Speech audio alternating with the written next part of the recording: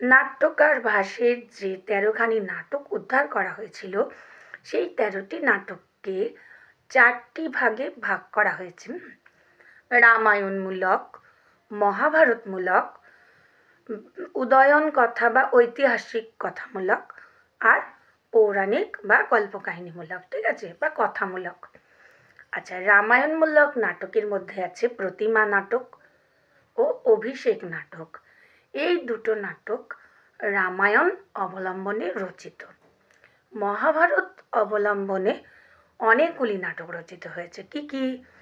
দ্যূত বাক্যম, কর্ণভারম, যেটা তোমাদের যেখান থেকে পাঠ্য, দ্যূত ঘটোৎকচ, উরুভঙ্গ, পঞ্চরাত্র, বালচরিত ও মধ্যম ব্যয়োগ। এই কটি নাটককে রচনা করে 7টি নাটক মহাভারত অবলম্বনে রচিত। আচ্ছা, ঐতিহাসিক না বা উদয়ন কথামূলক হচ্ছে 2টি নাটক, প্রতিজ্ঞা যৌগন্ধরায়ণ এবং স্বপ্ন বাসব দত্তম। এই স্বপ্ন বাসব দত্তম নামক নাটকটি কিন্তু নাট্যকার ভাসের সব থেকে উল্লেখযোগ্য একটি নাটক।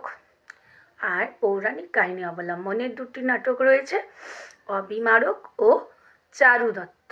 মনে থাকবে, এইগুলো তোমাদের রেডি রাখতে হবে, পরীক্ষায় দানবীর কর্ণ দিতে গিয়ে হয়তো দেবে।